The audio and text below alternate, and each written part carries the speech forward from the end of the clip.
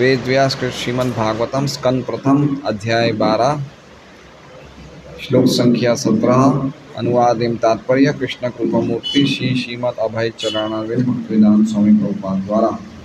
तस्मान्नाम्ना विष्णुरात इति लोके भविष्यति न संदेहो महाभागवतो महान। तस्मात् इसलिए नामना नाम वाले विष्णुरातः भगवान विष्णु द्वारा रक्षित इति इस प्रकार लोके समस्त लोकों में भविष्यति विख्यात होगा न नहीं संदेह महाभाग हे परम भाग्यशाली महाभागवतः प्रथम कोटि का भगवत भक्त महान समस्त उत्तम गुणों से समन्वित। अनुवाद। इस कारण से ये बालक संसार में विष्णुरात भगवान द्वारा रक्षित नाम से विख्यात होगा। हे महाभाग्यवान भाग्यशाली, इसमें कोई संदेह नहीं है कि ये बालक महाभागवत उत्तम कोटि का भक्त होगा और समस्त गुणों से संपन्न होगा। ओम अज्ञानतिमिरान्धस्य ज्ञानाञ्जनशलाकया चक्षुरुन्मीलितं येन तस्मै श्रीगुरुवे नमः। नाम श्रेष्ठमनुमपि शचीपुत्रम् अत्र स्वरूपं रूपं तस्याग्रजं गुरुपुरीं माधुरीं गोष्ठवाटिनीं राधाकुण्डं गिरिवरम् अहो राधिका माधवाशां प्राप्तो यस्य प्रतितकृपया श्रीगुरुं तं नतोऽस्मि। वन्देऽहं श्रीगुरोः श्रीयुतः पदकमलं श्रीगुरुं वैष्णवांश्च श्रीरूपं साग्रजातं सहगणरघुनाथान्वितं तं सजीवं साद्वैतं सावधूतं परिजनसहितं कृष्णचैतन्यदेवं श्रीराधाकृष्णपादान् सहगणललिता शिवशाखां गुरु वैष्णव भगवान स्मरण हय विघ्न विनाशिनाय समय निजवांछित। हरे कृष्णा कृष्णा कृष्णा हरे हरे हरे राम राम हरे हरे। सभी का भागवतम क्लास में स्वागत है सभी भक्तों का। तो आज के श्लोक में ब्राह्मण गण विप्रगण समझा रहे हैं महाराज युधिष्ठिर को कि उनका जो बालक है वो कैसा होगा। पिछले श्लोक में हमने देखा था कि किस प्रकार से निर्वैर अनिवार्य देव अस्त्र ब्रह्मास्त्र के द्वारा कैसे भगवान कृपा करके युधिष्ठिर के बालक को मतलब परीक्षित महाराज को बचाते हैं। और विष्णुना प्रभु विष्णुना, बहुत सुंदर दो नाम थे सर्वव्यापी भगवान विष्णु द्वारा, जो सर्वसमर्थ भगवान विष्णु द्वारा किस प्रकार उनका बालक बचा युधिष्ठिर महाराज पे कृपा करने के लिए। तो चूँकि विष्णु ने इन्हें बचाया था, विष्णु के द्वारा रक्षित थे, विष्णु के द्वारा दत्त थे, इसलिए इस श्लोक में बता रहे हैं तस्मान नामना। तस्मान मतलब इसलिए और नामना मतलब जिसका नाम विष्णुरात है। विष्णुरात नाम वाले जो भगवान द्वारा रक्षित हैं। इति इस प्रकार लोके मतलब समस्त लोगों में विष्णुरात के नाम से विख्यात होंगे। भविष्यति का अर्थ हो गए विख्यात होंगे। इसलिए चूँकि आपका बालक भगवान विष्णु द्वारा रक्षित हुआ है, इसलिए समस्त लोगों में ये बालक विष्णुरात के नाम से विख्यात होगा। आगे और क्या बता रहे हैं कि न संदेहो महाभाग, इसमें कुछ भी संदेह मत करना। किस बात में संदेह मत करना?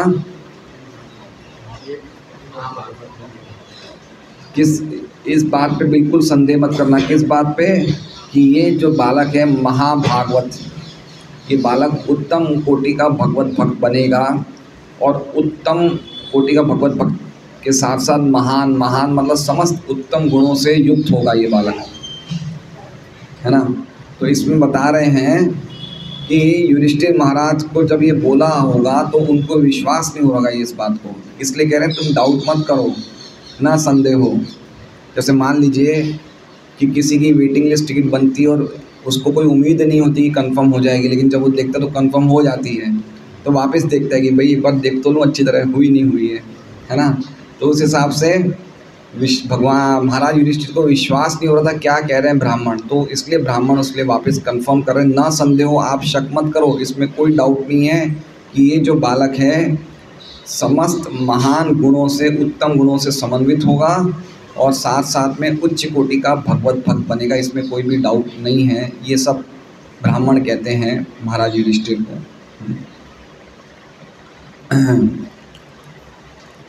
देखिए, एक बाप के लिए सबसे बड़ी खुशी की बात क्या है कि उसका बेटा जो है भगवान का महान भक्त बने, इससे बढ़कर और खुशी की बात क्या है। विशेष रूप से उस बाप के लिए जो खुद ही महाभागवत है, इसलिए इसमें लिखा है महाभाग। ब्राह्मणों ने क्या बोला विष्णु युधिष्ठिर महाराज को कि आप भी बड़े भाग्यशाली हैं। महाभाग मतलब देखिए 3 शब्द एम से है ना, महान, महाभाग, महाभागवतो और महान, है ना। और ऐसे पिछले श्लोक में 2 शब्द विष्णु से थे, विष्णुना प्रभु विष्णुना, तो कितना सुंदर तरीके से प्रस्तुत करते हैं शब्दों को, विष्णुना प्रभु विष्णुना और महाभाग, महाभागवतो महान। तो महाभाग युधिष्ठिर महाराज के लिए है और महाभागवतो और महान परीक्षित महाराज के लिए है। तो एक बाप के लिए सबसे बड़ी खुशी की बात है कि उनका बेटा भक्त बने, इससे बढ़कर और खुशी की बात क्या होगी। लेकिन आजकल ऐसा माहौल नहीं है, आजकल कोई भी माँ बाप, भक्त माँ बाप हों तो एक बात अलग है, लेकिन भक्त माँ बाप भी जिस प्रकार से बच्चों को प्रेरणा देनी चाहिए उस प्रकार से नहीं देते हैं। जो माँ बाप भक्त होते हैं और जो माँ बाप कच्चे भक्त होते हैं, वो ये देखते हैं कि हमारा बच्चा पहले थोड़ा कमा खा ले पी ले, उसके बाद भक्ति तो करना ही है, वो भी इतने स्ट्रॉन्ग नहीं है। इसलिए ज़्यादातर देखते हैं कि हमारी संस्था में भी काफ़ी भक्त हैं जो अपने बच्चों को जन्म से ही ऐसे स्ट्रॉन्ग गुरुकुल्स में नहीं भेजते हैं। उनको डर लगता है गुरुकुल में भेजेंगे बच्चा ब्रह्मचारी बन जाएगा तो क्या होगा। इसलिए एक होना चाहिए कि बिल्कुल हमारे अपने बच्चों को कुछ भी कीमत में भक्ति बनाना है, ऐसा स्ट्रॉन्ग इच्छा होनी चाहिए माँ बाप की। और आजकल तो माहौल ही ऐसा हो रहा है कि अगर कोई बच्चा भक्ति को छोड़ के और कोई दूसरी लाइन में आगे बढ़ता है तो पूरा शहर, पूरा समाज उसको और ज़्यादा वो करता है, एनकरेज करता है, बिल्कुल प्रेरित करता है, प्रोत्साहित करता है कि बड़े चलो, आगे बढ़ो, है ना। जैसे अभी एक यहाँ अपने सूरत का एक खिलाड़ी हरमीत टेबल टेनिस में वो ओलंपिक्स में वो आया है, तो सब जगह बोर्ड लगा है, उसका फ़ोटो लगी है ओलंपिक्स में। अभी ओलंपिक्स गेम चल रहे हैं ना, तो उसमें भाग लिया, सूरत का गौरव। तो अब उस उम्र के बच्चों को क्या लगेगा कि मुझे भी कुछ करना है, बैडमिंटन, टेबल टेनिस। और कोई बच्चे ऐसे भक्त बने तो कौन किसको पोस्टर लगाएगी, देखो ये सूरत का गौरव भक्त बन रहा है। किसी को भी उस बात में कोई इंटरेस्ट नहीं होगा। और ऊपर से लोग ये समझेंगे कि देखो ये भक्त बन गया, कोई काम का नहीं था, इसको भक्त बना दिया। तो इतना समाज इस प्रकार का हो गया है कि जो भक्त बनना चाहता है उसको कभी भी एनकरेजमेंट नहीं मिलता है, अपितु उससे कुछ ना कुछ सुनने को ही मिलता है। इसलिए बहुत ही स्थिति जो है खराब है। लेकिन एक बात समझना चाहिए कि अगर हम परिवार के लिए सबसे बड़ा कार्य कर सकते हैं, अपने परिवार के कल्याण के लिए, तो सबसे बड़ा कार्य कि भक्त बन जाएं। तो उस परिवार का सबसे बड़ा कल्याण अगर हम माँ बाप की सेवा या परिवार की सेवा सबसे अच्छी तरीके से करना चाहते हैं, तो अगर हम भक्त बन जाते तो हम सबसे अच्छी सेवाएं प्रदान कर रहे हैं अपने परिवार को या समाज को या देश को। एक भक्त बनना इतना बड़ी बात है।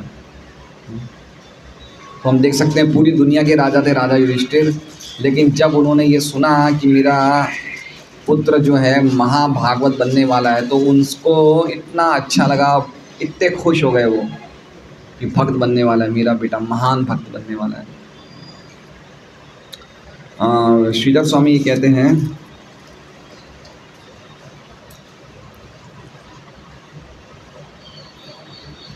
प्रभावशाली भगवान विष्णु द्वारा आपका बेटा सुरक्षित हुआ, इसलिए उसका नाम विष्णु रात होगा। वो महान भगवत भक्त तथा सभी अच्छे गुणों से युक्त होगा, इसमें कोई संदेह नहीं है। इस तरह से राजा ने जब ब्राह्मणों से कहा, इस तरह से ब्राह्मणों ने राजा को कहा।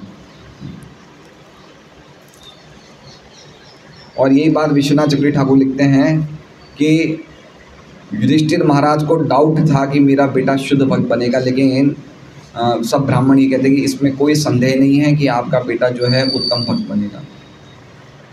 तात्पर्य, भगवान समस्त जीवों को सुरक्षा प्रदान करते हैं क्योंकि वे उनके सर्वोपरि नेता हैं। वैदिक स्तोत्र इसकी पुष्टि करते हैं। तो अब ये जो पूरा तात्पर्य, इसमें प्रभुपाद जी ने 4 श्लोकों पे टीका लिखी है। अरे 4 श्लोकों पे कुछ कहा है, 4 श्लोक हैं। वो 4 श्लोक भी बहुत ही अच्छे हैं, याद करने जैसे हैं। तो 4 श्लोकों पे प्रभुपाद जी ने पूरे तात्पर्य को लिखा है। तो अब ये देखिए, पहला श्लोक ये है, वैदिक स्तोत्र इसकी पुष्टि करते हैं कि भगवान समस्त पुरुषों में परम पुरुष हैं। इन दोनों व्यक्तियों में अंतर ये है कि इनमें से एक अर्थात भगवान अन्य समस्त जीवों का पालन करने वाले हैं और उन्हें जान लेने से ही शाश्वत शांति प्राप्त की जा सकती है। कठोपनिषद। ठीक है, अब ये पहला श्लोक है, प्रभुपाद जी लिख रहे हैं। ये श्लोक क्या है? नित्यो नित्यानाम चेतनस चेतनानाम एको बहुनाम यो विददाति कामान तम आत्मस्थम ये अनुपश्यन्ति धीरास तेषाम शांति ना शाश्वती नेतरेशम। ये कठोपनिषद का श्लोक है। ये गीता जी में कुछ श्लोकों में प्रभुपाद जी तात्पर्य में पूरा श्लोक लिखते हैं। शायद दूसरे अध्याय का एक श्लोक है जिसमें पूरा ये श्लोक लिखा हुआ है। मेरे हिसाब से ये श्लोक संख्या है दूसरे अध्याय की, शायद 19वीं या 20वीं है। उसमें पूरा श्लोक मिल जाएगा अगर आपको लर्न करना है। बहुत ही अच्छा श्लोक है। प्रभुपाद जी बहुत जगह इसको प्रस्तुत करते हैं। नित्यो नित्यानाम, नित्यो नित्यानाम मतलब समझ रहे हैं, बहुत सारे नित्य हैं। नित्यो मतलब एक व्यक्ति, और नित्यानाम मतलब बहुत सारे व्यक्ति। कैसे हैं? नित्य, नित्य मतलब हमेशा रहने वाले हैं। तो एक व्यक्ति बहुत सारे व्यक्तियों में प्रमुख है। और चेतनस चेतना नाम, बहुत सारे चेतनशाली जीव हैं, उसमें एक चेतन जीव प्रमुख है। तो नित्यो नित्यानाम चेतनस चेतना नाम एको बहुनाम यो विददाति कामान। वो एक व्यक्ति बहुनाम बहुत सारे लोगों की विददाति कामान, उनकी सभी कामनाओं को पूरी करते हैं। तम आत्मस्तम ये अनुपश्यन्ति धीरास, जो वो व्यक्ति है वो सबके हृदय में स्थित है। अनुपश्यन्ति धीरा, जो धीर व्यक्ति है वो ये जान जाता है। तो क्या होता है जानने से? तेषाम शांति शाश्वती नेतरेशम, उसको शाश्वत शांति प्राप्त होती है। न इतरीशाम, जो इसके अलावा जो व्यक्ति उनको शांति प्राप्त नहीं होती है। तो ये पूरा का पूरा श्लोक प्रभुपाद जी ने कठोपनिषद का ये प्रस्तुत किया है। प्रभुपाद जी कहना चाहते हैं कि जो भगवान के भक्त होते हैं उनको ये शाश्वत शांति प्राप्त होती है। शाश्वत शांति मतलब इटर्नल पीस, है ना। एक जगह चैतन्य चैतन्य में भी लिखा है, कृष्ण भक्त निष्काम अतएव शांत भुक्ति मुक्ति सिद्धि कामी सकली अशांत। तो शांति कब मिलेगी? जब हम सभी प्रकार की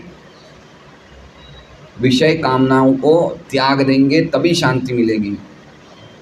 इस दूसरे अध्याय में बहुत जगह ये विहाय कामान यह सर्वान पुमाम शरति निस्पृह निर्ममो निरहंकारो स शांतिम अधिगच्छति।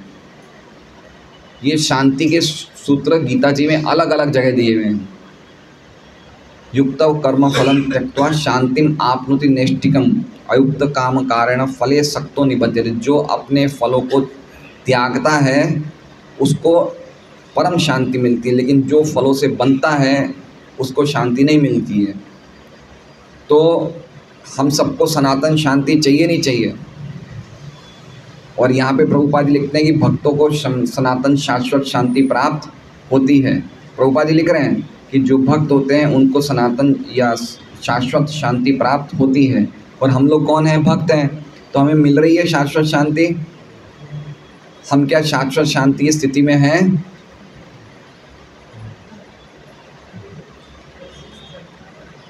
अभी हमारा प्रोसेस चल रहा है, लेकिन कब तक चलेगा पता नहीं।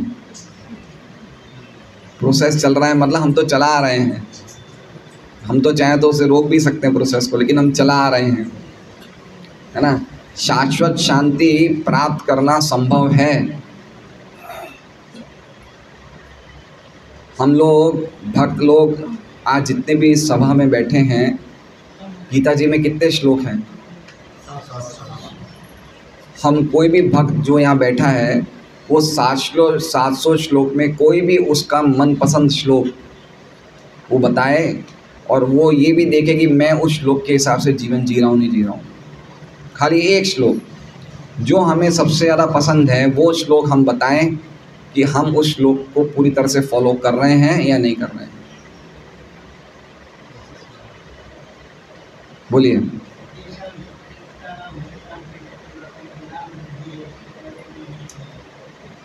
तो रामाचार्य प्रभु ने बोला कि तेषाम सत्वयुक्ता नाम भजताम प्रीतिपूर्वकम तदामी बुद्धि योगम तम ये न माम उपयांति थे। तो आप इसको पूरा फॉलो कर रहे हैं।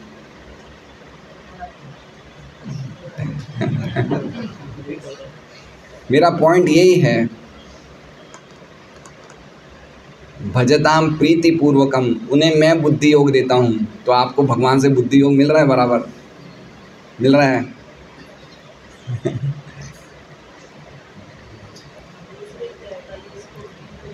एक्चुअली में देखा जाए कि वर्तमान स्थिति में हम कोई भी, यद्यपि हम इतने समय से गीता पढ़ रहे हैं, भागवत पढ़ रहे हैं, लेकिन कोई भी एक श्लोक को भी प्रॉपरली फॉलो नहीं कर रहे हैं। अगर हम एक श्लोक को भी ढंग से फॉलो कर लें या एक श्लोक को भी हम अपने जीवन का सूत्र बना दें तो हमें शाश्वत शांति प्राप्त होगी। इसलिए हमें लगता है कि हम ये श्लोक को फॉलो कर रहे हैं, लेकिन हम नहीं कर रहे हैं। इसलिए बहुत इम्पॉर्टेंट है, जब तक हम गीता जी की शिक्षाओं को एज इट इज़ फॉलो नहीं करेंगे तब तक ये शाश्वत शांति प्राप्त नहीं हो सकती है। जो कह रहे हैं प्रभुपाद जी अपनी बुक्स में, जो तात्पर्य में कह रहे हैं पर्टिकुलरली गीता में, उसको अगर हम फॉलो करें तो शाश्वत शांति प्राप्त होगी, उसमें कोई डाउट नहीं है। इसलिए भक्तों का ये विशेष अधिकार है शाश्वत शांति प्राप्त करने का। कर्मियों का, ज्ञानियों का, योगियों का अधिकार नहीं है। क्यों? क्योंकि हम पहले कर्मियों को देखते हैं। ठीक है, कर्मी किसे बोलते हैं? कर्मी मतलब जिसकी कोई इच्छा होती है और वो उसे पूरी करता है, उसको उसका कुछ फल मिलता है और वो उसे भोगता है। जैसे मान लीजिए कि अगर कोई एक व्यक्ति की इच्छा है कि मैं साल में मुझे 10 लाख रुपए की कमाई हो जाए, ठीक है, और भगवान की कृपा से उसे 10 लाख रुपए की कमाई हो जाती है। अब उसकी दूसरी इच्छा क्या रहती है प्रशांत जी? अगर वो साल में 10 लाख कमाना लग जाए तो उसकी फिर जिस साल में 10 लाख की कमाई हो जाएगी, फिर उसकी अगली इच्छा क्या होगी कि मुझे इससे थोड़ा और ज़्यादा चाहिए। ठीक है, अब वो उससे ज़्यादा प्राप्त करने का प्रयास करेगा, या फिर इतना तो कम से कम प्रयास करेगा कि भाई इससे कम नहीं हो जाए। ठीक है, तो ये शांति चली गई ना। कहाँ रही शांति? शांति तो गई। क्यों? क्योंकि कामनाएं हैं। कामनाएं जब तक ख़त्म नहीं होगी तब तक शांति नहीं होगी। और कर्मियों के साथ क्या है कि एक इच्छा पूरी होती है, दूसरी इच्छा शुरू हो जाती है।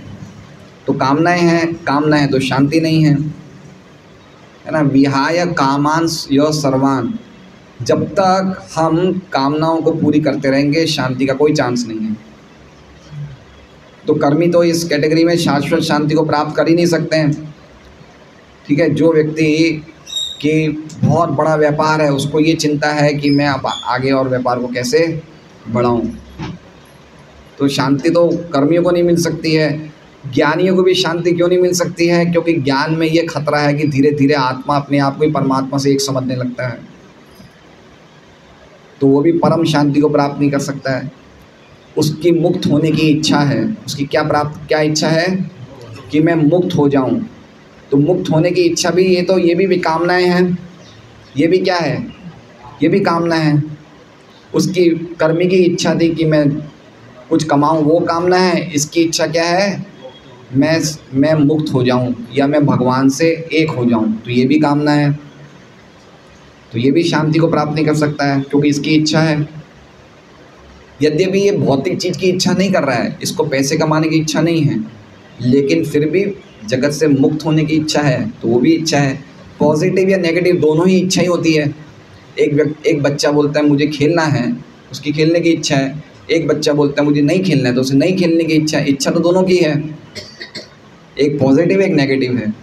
तो इस तरह से ज्ञानी भी शांति को प्राप्त नहीं कर सकते, क्योंकि उनको भी कुछ चाहिए, भगवान से मुक्ति चाहिए। योगी शांति को प्राप्त इसलिए नहीं कर सकते कि उनकी इच्छा में भी योग की शक्तियों को क्या कहते हैं उसे, क्या बोलते हैं उसे, योग की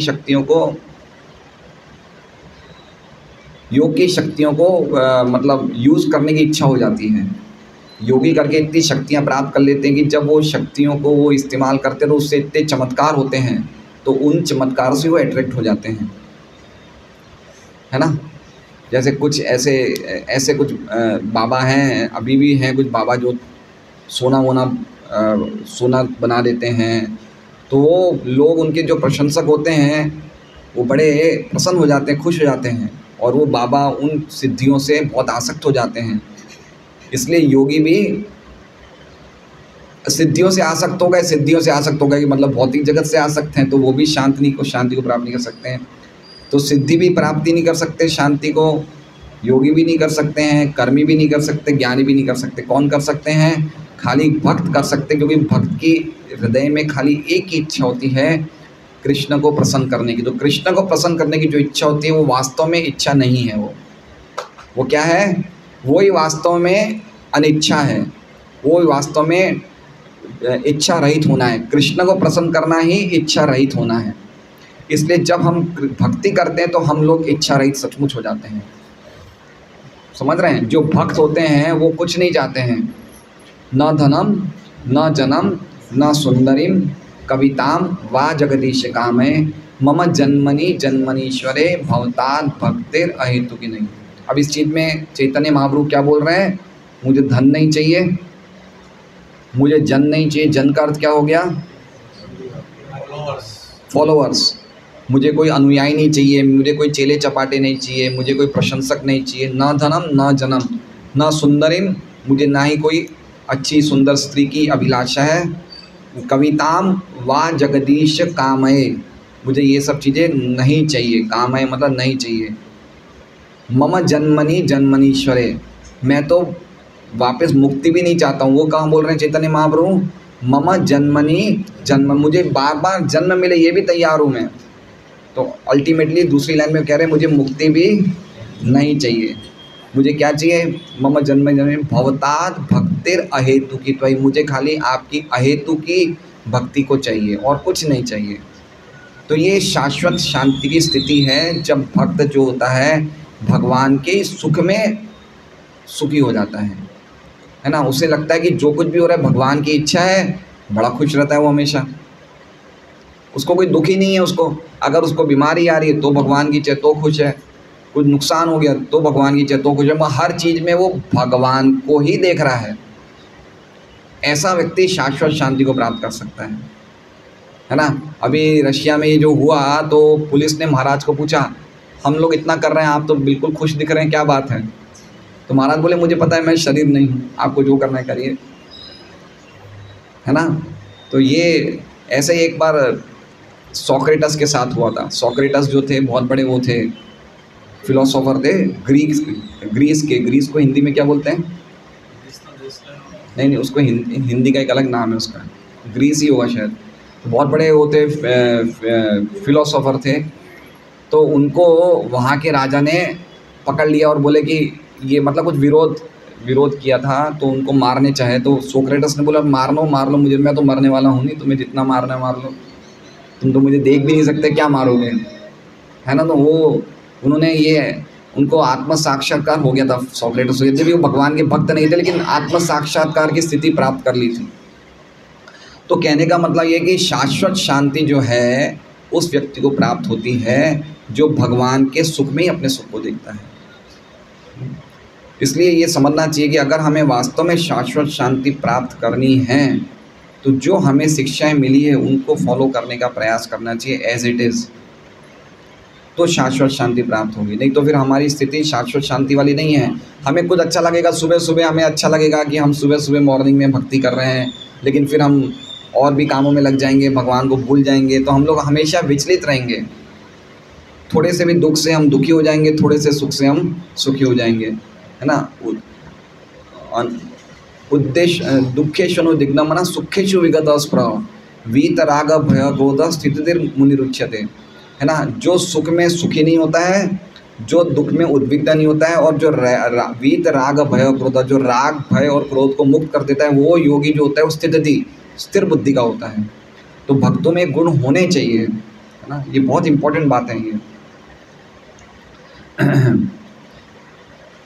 कल बहुत अच्छा वो बताया था उन्होंने, कल देखा था आप लोग ने महाभारत रात को 8 से 8:30, बहुत अच्छा क्रोध पे उन्होंने बहुत अच्छी बात बताई थी, क्रोध को कैसे कंट्रोल करना चाहिए। बहुत अच्छा बोलते हैं प्रभु जी। तो ये शाश्वत शांति प्राप्त बात हमने करी थी। ऐसी सुरक्षा उनकी विभिन्न शक्तियों द्वारा विभिन्न कोटि के जीवों को प्रदान की जाती है। तो भगवान सभी प्रकार के जीवों को सुरक्षा देते हैं।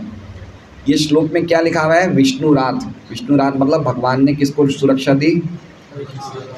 परीक्षित महाराज को। तो प्रभुपाद जी तात्पर्य में कहते हैं कि परीक्षित महाराज को सुरक्षा प्रदान नहीं करते, भगवान कोई भी व्यक्ति कोई भी कोटि का हो, चाहे वो भक्त हो अभक्त हो, चाहे कोई भी हो, सबको ही सुरक्षा प्रदान करते हैं। लेकिन कैसे करते हैं? विभिन्न शक्तियों द्वारा। विभिन्न शक्तियों द्वारा मतलब अभी हमारे शरीर को भी सुरक्षा प्रदान करी जा रही है पूरी, है ना। हमें टाइम पे हमारे शरीर को साफ किया जा रहा है, टाइम पे भोजन पहुंचाया जा रहा है। कैसे अंदर हो रहा है? सभी अलग अलग शक्तियों के द्वारा हो रहा है। लेकिन ये चीज़ हमें नहीं समझ में आ रही, लेकिन अल्टीमेटली भगवान ही सुरक्षा प्रदान कर रहे हैं। लेकिन जब तक किंतु जहाँ तक उनके अनन्य भक्तों का संबंध है, वह व्यक्तिगत रूप से इन्हें सुरक्षा प्रदान करते। लेकिन भक्तों का संबंध में क्या है? जो अनन्य भक्त हैं, जो भगवान के शुद्ध भक्त हैं, उनको भगवान पर्सनली सुरक्षा देते हैं। सुरक्षा दे रहे हैं ना, पर्सनली सुरक्षा दे रहे नहीं दे रहे हैं। अंदर गर्भ में प्रवेश करके सुरक्षा दी, पर्सनल हुआ नहीं हुआ। वो चाहते तो कोई अंदर कुछ भी प्रयास करके उनको तो बचाना होता, कैसे भी बचा लेते हैं, है ना। उनको बचाना कैसे भी बचा, लेकिन खुद गए ना अंदर। जैसे मान लीजिए कि अभी लक्ष्मी नरसिंह प्रभु का पोता है, अगर ये पानी में डूब जाए तो काफ़ी नाविक होंगे बचाने वाले, लेकिन खुद डुबकी मार लेंगे कि मेरा बच्चा है ना, मैं उनको बचाऊं। तो ऐसे ही भगवान को तो कोई भी अपनी शक्तियों से बचा सकते हैं, लेकिन भगवान खुद प्रवेश किए कि ये मेरा बच्चा है, ये भक्त है मेरा, इसलिए मैं पर्सनली बचाऊंगा। तो इसलिए कह रहे हैं कि शुद्ध भक्तों को भगवान स्वयं सुरक्षा प्रदान करते हैं। वे व्यक्तिगत रूप से उन्हें सुरक्षा प्रदान करते हैं। किसका उदाहरण है? अम्बरीश महाराज का। स्वयं सुदर्शन चक्र अम्बरीश महाराज की सुरक्षा, सुदर्शन चक्र मतलब स्वयं भगवान ही है वो। तो वो अम्बरीश महाराज को स्वयं सुदर्शन चक्र ने सुरक्षा प्रदान करी। अतः महाराज परीक्षित की रक्षा अपनी माता के गर्भ में प्रकट होते ही भगवान द्वारा शुरू हो गई थी। चूँकि उनकी भगवान द्वारा विशेष रूप से सुरक्षा की गई थी, अतएव इससे संकेत मिलता था कि ये बालक समस्त उत्तम गुणों से समन्वित महाभागवत निकलेगा। समस्त उत्तम गुणों से मतलब आपको याद होगा तो पिछले श्लोक में हमने देखा था कि जितने भी उनके कुल में जो बड़े बड़े राजा थे, उन सब के गुण इसमें पढ़ा था हमने कि उन सब के गुण परीक्षित में होंगे। अब विशेष बात क्या है कि जितने भी राजाओं में जो जो भी गुण थे, सभी गुण इनमें अकेले व्यक्ति में होंगे। समझ रहे हैं बात में? ऐसा नहीं कि कोई राजा का एक गुण, किसी का दूसरा गुण, ऐसे नहीं है। जितने भी उन गुणों में जितने भी कंबाइंड गुण थे, वो सबके सब किस में होंगे? परीक्षित महाराज में होंगे। इतने महान गुणों से समन्वित थे महाराज परीक्षित।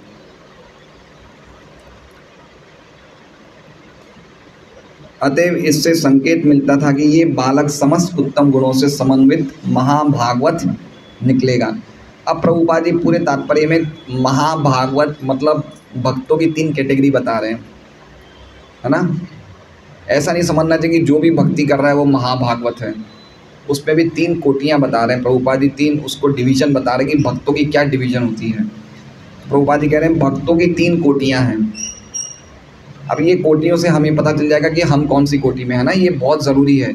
ये एनालाइज हमें करते रहना चाहिए हमेशा कि हमारी कौन सी डिवीज़न है। जैसे हम लोग ट्रेन में कोई ऑर्डिनरी स्लीपर में बैठता है, कोई एसी स्लीपर में, तो हम जैसे कोई पूछते हैं कौन से डब्बे में हो भाई, तो हम बोलते भाई हम तो इसमें, तो हम समझ जाते हैं, हमें पता होता है कि हम कौन से डब्बे में हैं। तो उसी प्रकार से हमें पता होना चाहिए कि हम कौन सी कैटेगरी में हैं। ठीक है, तो अब भगवान इस प्रभुपाद जी 3 कैटेगरी बता रहे हैं। सबसे पहला क्या है, महाभागवत, मतलब सबसे ऊंची कैटेगरी। दूसरा क्या है, मध्यम अधिकारी, मतलब बीच की कैटेगरी। तथा तीसरा है कनिष्ठ अधिकारी। ऐसे भक्त अब बताएं, तीनों की अलग अलग चीज़ें बताई कि उनमें क्या लक्षणों से पहचाना जाता है। तो सबसे पहले प्रभुपाद जी कनिष्ठ अधिकारी। कनिष्ठ अधिकारी मतलब जो बिल्कुल हल्की कैटेगरी के भक्त हैं, है ना, बिल्कुल थर्ड क्लास डिवोटी बोल सकते हैं। थर्ड क्लास डिवोटी की क्या लक्षण है वो बताया जा रहा है। ऐसे भक्त जो भगवान के मंदिर जाते हैं और आध्यात्मिक विज्ञान में पर्याप्त ज्ञान न होते हुए भी इस तरह भगवान के भक्तों के लिए किसी प्रकार का आदर न दिखाकर अर्चा विग्रह की पूजा करके नमस्कार करते हैं, वे भौतिकतावादी भक्त या कनिष्ठ अधिकारी अर्थात तृतीय कोटि के भक्त कहलाते हैं। ये सबसे हल्की कैटेगरी क्या है, व्यक्ति भक्ति कर रहा है, ठीक है, भक्त सभी हैं, ये भी भक्ति कर रहा है, 16 माला कर रहा है, मंदिर जा रहा है, मंगल आरती कर रहा है, लेकिन इसमें फॉल्ट क्या है कि भक्तों से कैसे रिलेशंस बनाना चाहिए या भक्तों के संग में इसको बैठना अच्छा, इसकी क्या थिंकिंग है, मैं मेरे भगवान, भक्त कौन है, समझ रहे हैं बात को। लोगों से किस तरीके से रिलेशंस रखने चाहिए, लोगों से किस तरह से बिहेव करना चाहिए, भक्तों से किस तरह से बिहेव करना चाहिए, उसको नहीं आता है। वो खाली अपने आप को ही बड़ा समझता है ना। इसलिए ये भक्त क्या है, इसमें क्या है कि भक्तों को किसी प्रकार का आदर नहीं दिखाते हैं। ये इनको लगता है जो कुछ भी है वो मैं ही हूँ, मैं भक्ति कर रहा हूँ, मैं अच्छा भक्त हूँ, मुझे किसी के संग की क्या आवश्यकता है, ठीक हूँ मैं, मुझे भागवतम क्लास में आने की ज़रूरत नहीं है, मैं अपना बैठा हूँ घर में भक्ति कर रहा हूँ, मुझे आने की क्या ज़रूरत है ना। मुझे कोई अच्छे डिवोटी के पास जाकर उससे 2 बातें पूछने की ज़रूरत नहीं है। अगर उसको टाइम होगा तो वो मेरे पास आए, मैं क्यों जाऊँ, है ना। ये पॉइंट ये है कि ऐसे भक्त जो होते हैं, भक्तों के बीच में कैसे बिहेवियर करना चाहिए वो उनको नहीं पता है। ये श्लोक है, ये दूसरा श्लोक है प्रभुपाद जी ने जो बताया है, अर्चायाम एव हरये पूजाम या श्रद्धयेते न तद भक्तेषु चान्येषु सभक्त प्राकृत स्मृत। ये 11वें स्कंद का श्लोक है, भगवान उद्धव जी को बोलते नहीं, ये नव योगेंद्र उनको बोलते हैं, महाराज निमि को। अर्चायाम एव हरये पूजाम या श्रद्धयेते न तद भक्तेषु चान्येषु सभक्त प्राकृत स्मृत। अर्चायाम एव हरये, भगवान हरि की अर्चा अच्छी तरह कर रहे हैं, पूजाम या श्रद्धयते, और श्रद्धा से पूजा भी कर रहे हैं, लेकिन न तद भक्तेषु चान्येषु, लेकिन भक्तों के साथ और अन्य लोगों के साथ कैसे व्यवहार करना चाहिए वो नहीं पता। इसलिए इन्हें कहा जाता है सभक्त प्राकृत स्मृत। ये भक्त क्या है, ये प्राकृत भक्त हैं। प्राकृत मतलब भौतिक भक्त हैं। भौतिक मतलब भौतिक गुणों से बहुत जल्दी आकर्षित हो जाते हैं। ये बोलते हैं अपने आप को भक्त हैं, लेकिन पैसे के प्रति इनकी आकर्षण बना रहता है, ज्ञान कर्म के प्रति इनका आकर्षण बना रहता है ना। बीच बीच में कोई क्रिकेट का टीवी आएगा तो वो भी देख लेंगे, समझ रहे हैं। बीच बीच में मान लीजिए भक्ति कर रहे हैं तो कुछ मैच देख लिया, पिक्चर देख ली, 1 2 3 4 5 वो भी देख लिया, है भक्त। लेकिन कभी कभी ये सब भी कर देते हैं, है ना। तो इन्हें क्या कहते हैं, प्राकृत भक्त। प्रकृति के 3 गुणों से ये अटैच हैं, भक्ति कर रहे हैं लेकिन साथ साथ में ये अटैचमेंट भी चालू है। ये हैं थर्ड क्वालिटी के डिवोटी। तो प्रभुपाद जी कह रहे हैं कि जैसा भगवान ने महाभागवत को सुरक्षा दी है, तो थर्ड कोटि के डिवोटी को ये नहीं समझना चाहिए मुझे भी ये सुरक्षा मिलेगी। सुरक्षा भक्तों को सबको ही मिलती है। देखिए थर्ड कोटि के डिवोटी को भी बहुत ऊंचा बताया भक्ति सिद्धांत सरस्वती ठाकुर ने। वो क्या कह रहे हैं कि बहुत बड़े बड़े कर्मी, बड़े बड़े ज्ञानी से तो करोड़ों गुना अच्छा ये थर्ड कोटि का डिवोटी है ना। ये थर्ड कोटि की इतनी बड़ी प्रशंसा है, कोई आसान बात नहीं है थर्ड कोटि का बनना, तो हमारे लिए खुश होने की बातें हैं। आप लोग चेहरे मत लटकाओ। लेकिन अब दूसरा बता रहे हैं। दूसरे भक्त वे हैं, देखिए इसमें एक बहुत इंपॉर्टेंट बात ये है, ये चीज़ें गड़बड़ियाँ क्यों हो रही है। प्रभुपाद जी लिख रहे हैं, थर्ड कोटि वाले में लिख रहे हैं आध्यात्मिक विज्ञान में पर्याप्त ज्ञान न होने के कारण। देखा पॉइंट पढ़ा? ऐसे भक्त जो भगवान के मंदिर जाते हैं लेकिन आध्यात्मिक विज्ञान में पर्याप्त ज्ञान ना होने के कारण वो भक्तों को बराबर प्रॉपर रिस्पेक्ट नहीं देते हैं। तो इसलिए बहुत इंपॉर्टेंट है, मैं बार बार बोलता हूँ कि 16 माला करना ही काफ़ी नहीं है, बहुत ज़रूरी है कि हम ढंग से ग्रंथों को पढ़ें, प्रभुपाद की पुस्तकों को पढ़ें। जितना ज़्यादा आध्यात्मिक ज्ञान बढ़ेगा उतना ज़्यादा हमें समझ में आएगा कि हमें उस ज्ञान के अनुसार कैसे कार्य करना चाहिए। तो आध्यात्मिक विज्ञान में पर्याप्त ज्ञान नहीं होने की कमी से ये वजह से ये गड़बड़ होती है। अब सेकंड डिवोटी के भक्त कौन हैं वो बता रहे हैं। दूसरे भक्त वे हैं जिन्होंने भगवान की शुद्ध सेवा की चित्तवृत्ति विकसित कर ली है। शुद्ध सेवा की चित्तवृत्ति मतलब ये भगवान की सेवा में अपनी प्रसन्नता पाते हैं, भगवान की सेवा के बदले कुछ मांग नहीं रहे। शुद्ध सेवा मतलब भगवान की सेवा कर रहे हैं किसके लिए? बच्चे फर्स्ट आ जाए या कुछ पैसा मिल जाए उसके लिए नहीं कर रहे हैं, खाली भगवान की प्रसन्नता के लिए उन्होंने भाव प्रकट जन्म वो विकसित कर लिया है। शुद्ध सेवा की चित्तवृत्ति विकसित कर ली है और इस तरह से वे अपने जैसे भक्तों के साथ मैत्री स्थापित करते हैं। सबसे देखिए पहली पॉइंट क्या है, भगवान की शुद्ध सेवा की डिज़ायर विकसित कर लिया। दूसरा क्या है, अपनी कैटेगरी के भक्तों के साथ मैत्री करना चाहते हैं, जो उनके बराबर का होगा ना उससे भक्ति करेंगे, मैत्री करेंगे, है ना। उनको वो भक्त से बात करना अच्छा लगेगा, उनसे बैठना अच्छा लगेगा, उनसे मिलना अच्छा लगेगा। हल्के भक्तों से बैठना अच्छा नहीं लगेगा, उनको उनकी कैटेगरी वाला ही चाहिए जिससे कि वो आपस में चर्चा कर सके, इष्ट गोष्ठी कर सके। इसलिए पहला पॉइंट क्या है, कृष्ण से भक्ति करेंगे, प्रेम करेंगे। दूसरा भक्तों से मैत्री करेंगे। तीसरा क्या करेंगे, नव दीक्षितों का पक्ष ग्रहण करते हैं।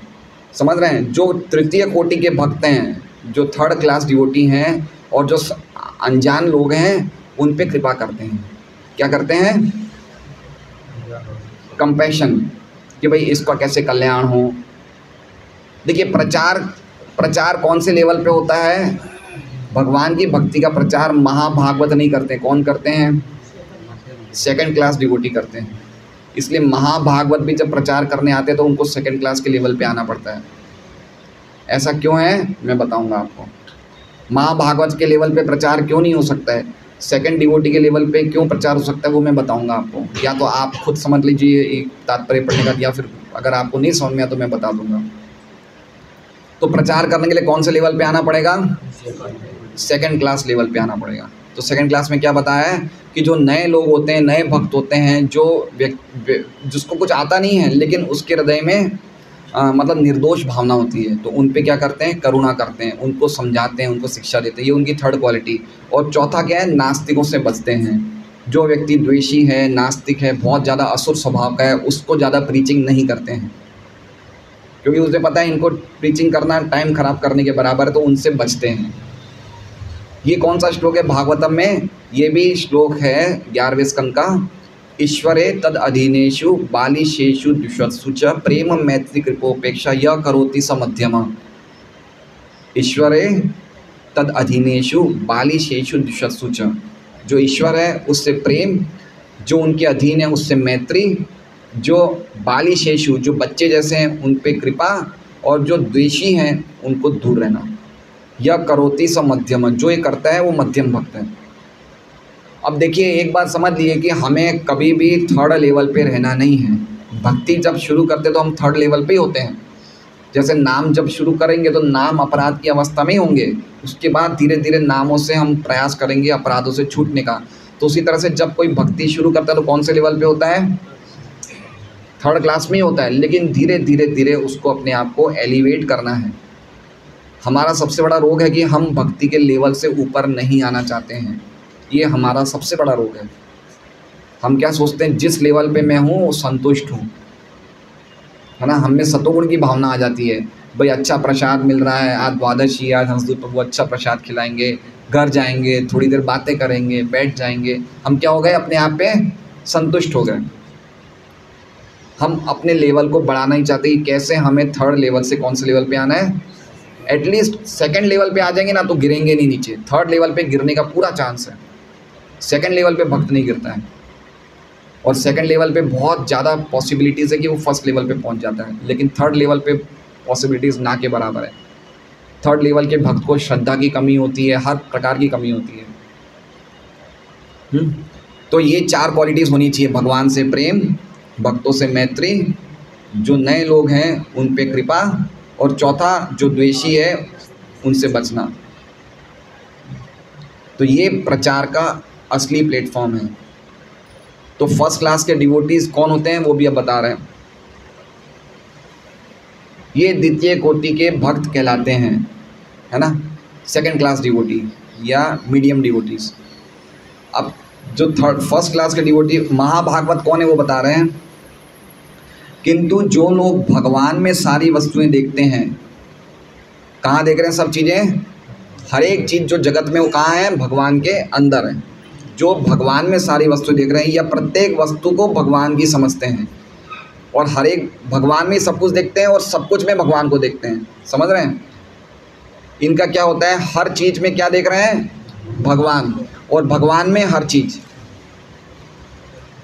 ध्यान रखना, भगवान में हर चीज़ देख रहे हैं और हर चीज़ में भी भगवान देख रहे हैं। और वो जानते हैं कि हर एक चीज़ भगवान की है, प्रत्येक वस्तु में भगवान का, ये प्रत्येक वस्तु को भगवान की समझते हैं और प्रत्येक वस्तु में भगवान का नित्य संबंध देखते हैं, जिससे उन्हें भगवान के अतिरिक्त कुछ भी नहीं दिखता। वे महाभागवत या प्रथम कोटि के भगवत भक्त, इन्हें भगवान के अलावा कुछ दिखता ही नहीं है।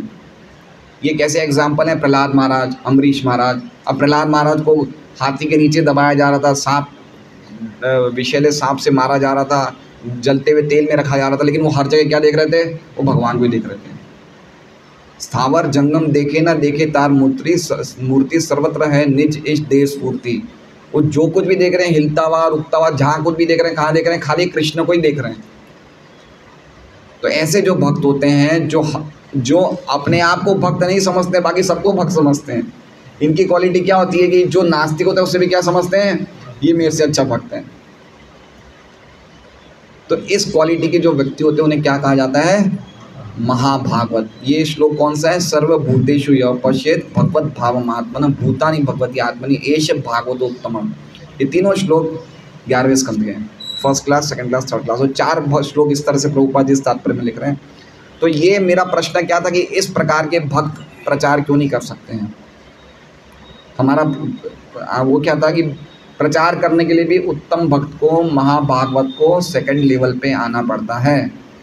सेकंड क्लास के डिवोटी में क्या क्वालिटी है, भगवान से प्रेम, भक्तों से मैत्री, नए लोगों से उन पर कृपा, और जो नास्तिक हैं उनसे बचते हैं। अब पहले क्लास में क्या डिफरेंस है कि उस भगवान से ही प्रेम के अलावा और कुछ देखते ही नहीं है, खाली भगवान को ही देख रहे हैं। तो वो व्यक्ति प्रचार क्यों नहीं कर सकता है और सेकंड क्लास का क्यों कर सकता है। गुण तो बड़े वाले भक्त, उत्तम भक्त में ज़्यादा है। हर चीज़ में भगवान को देखता, तो वो तो किसी को भी बोलेगा तो भक्त बन जाएगा वो तो वो प्रचार क्यों नहीं कर सकता है। किसमें करुणा का भाव, तो क्या फर्स्ट क्लास डिवोटी में नहीं है महाभागवत है उसमें नहीं है करुणा का भाव। वो जड़ भरत को मारने गए तो उसको कोई इच्छा ही नहीं थी, बोले ठीक है मार दो भाई, करुणा का भाव नहीं है। प्रहलाद महाराज में नहीं था करुणा का भाव, हैं। हाँ, राम तेज जी थोड़ा क्लोज आ गए। वो डिस्क्रिमिनेट नहीं करते हैं, समझ रहे हैं बात को। अब प्रचार करें तो किसे करें, किसको नहीं करें, किसको करें। ये सेकंड क्लास का डिवोटी डिस्क्रिमिनेट करता है, भाई इसे प्रचार की आवश्यकता, इसे नहीं है। उनके लिए तो फर्स्ट क्लास के लिए तो सभी भक्त हैं, डिस्क्रिमिनेशन करेंगे तो किसको करेंगे, आप समझ रहे हैं। वो भेदभाव नहीं कर सकते, भेदभाव करने की ज़रूरत है ना, किसको प्रचार करना है किसको नहीं करना है। तो इसके लिए जो महाभागवत होते हैं वो भी सेकंड क्लास डिवोटी की स्टेज पे आते हैं कि भाई हमें कहाँ प्रचार करना चाहिए, कहाँ नहीं करना चाहिए, ठीक है। इसलिए प्रीचिंग सेकंड क्लास के लेवल पे होती है, जो प्रीचिंग होती है, और जो प्रचार नहीं कर रहा है वो थर्ड क्लास पे है। प्रीचिंग की क्वालिटी किस में आती है, सेकंड क्लास डिवोटी में आती है। थर्ड क्लास का व्यक्ति भी प्रचार कर सकता है अपने लेवल पे, जो उसने प्रगति करी है वो समझा सकता है लोगों को, वो भी प्रचार है। थर्ड क्लास का डिवोटी भी प्रचार कर सकता है, लेकिन जो पक्का प्रचार शुरू होता है सेकंड क्लास के लेवल पे। इसलिए बात समझनी चाहिए। 3 पॉइंट्स प्रभुपाद जी बता रहे हैं कि 3 भक्तों की कौन सी कैटेगरियाँ है, और हमें प्रयास करना चाहिए कि कैसे ना कैसे हम सेकंड क्लास के लेवल पे तो आए। सालों तक हम थर्ड क्लास के लेवल पे ही रहते हैं, हम ऊपर बढ़ना ही नहीं चाहते, तो हमारी कोई प्रगति नहीं होगी। हमें ऐसे करोड़ों जन्म लेंगे, आएंगे जाएंगे, हर जन्म में हरि कृष्णा बोलेंगे और गंभीरता आएगी नहीं। लेवल बढ़ाना पड़ेगा हमें, श्रद्धा का लेवल। ये पूरा ये तीनों भक्तों की क्या लेवल है? श्रद्धा। जितनी श्रद्धा हमारी कमज़ोर है, थर्ड क्लास उससे पक्की बनेगी, सेकंड क्लास बिल्कुल पक्की बनेगी, फर्स्ट क्लास। खाली हमारी श्रद्धा के लेवल पे ये तीनों कोटियाँ डिपेंड हैं।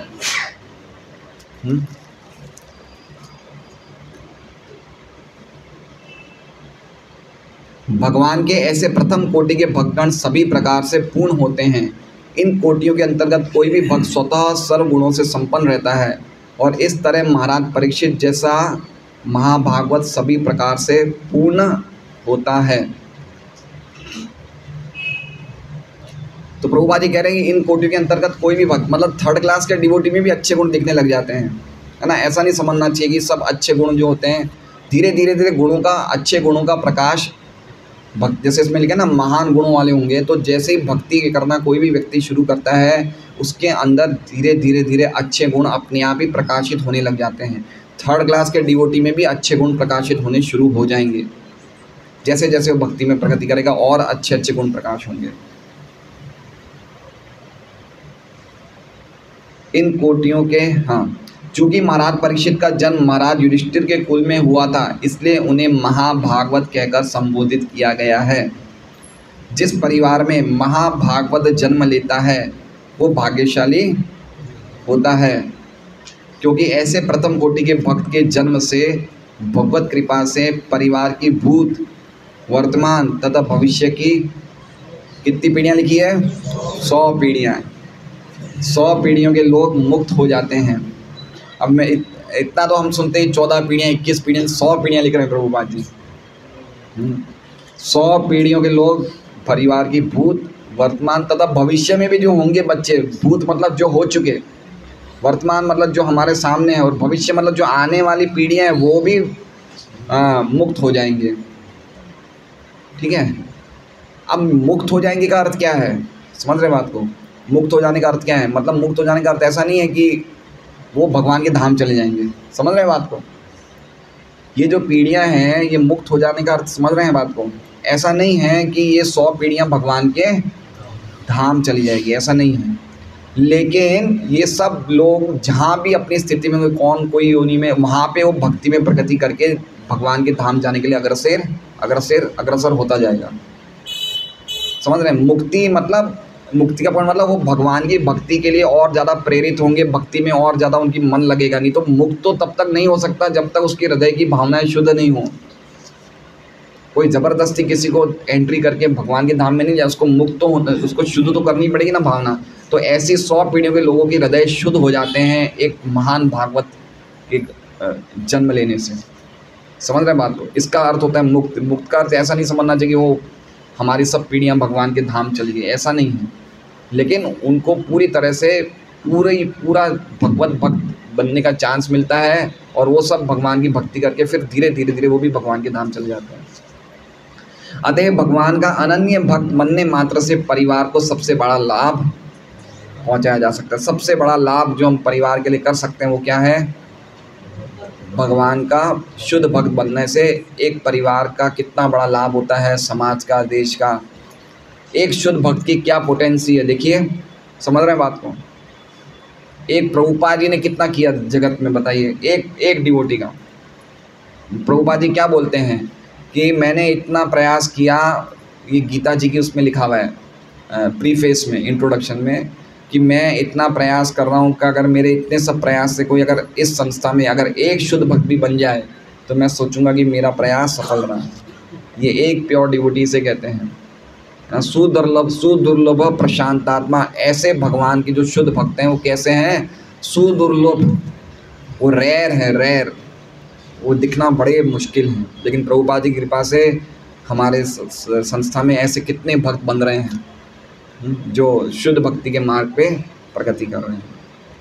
वो हम परिवार के लिए सबसे बड़ा कल्याण का कार्य कर सकते हैं अगर हम शुद्ध भक्ति के मार्ग पे जा रहे हैं। तो महाराज एक जगह बोलते हैं कि अगर हम शुद्ध भक्त बने भी नहीं हैं, लेकिन अगर हमारी भावनाएं शुद्ध भक्ति की है और हम उस प्रोसेस को अच्छी तरह फॉलो कर रहे हैं तो हमें शुद्ध भक्ति माना जाएगा। अगर अभी तक हम बने नहीं हैं लेकिन हम अच्छी तरह से उस प्रोसेस को फॉलो कर रहे हैं और हमारी भावनाएं शुद्ध है, भगवान को प्रसन्न करने की ही भावना है। जैसे कोई भक्त होते हैं जिनको भगवान को प्रसन्न करने की भावना नहीं होती, भक्ति कर रहे हैं लेकिन वो प्रॉपरली फॉलो नहीं कर रहे हैं, तो ऐसे सालों साल तक करते रहेंगे लेकिन वो नहीं आएगी, उस फर्क नहीं पड़ेगा, शुद्ध भक्ति नहीं आएगी। अभी हमारे कुछ जान पहचान में ऐसे भक्त हैं जिनकी दीक्षा हुए 35-35 साल हो गए, लेकिन अभी भी जब क्रिकेट मैच आता तो क्रिकेट देख लेते हैं। आप समझ रहे हैं? हरिनाम दीक्षा हो गई, ब्राह्मण दीक्षा हो गई, लेकिन अटैचमेंट इतना ज़बरदस्त है कि चलो भाई 5-10 मिनट देख लिया मैच, क्या दिक्कत है।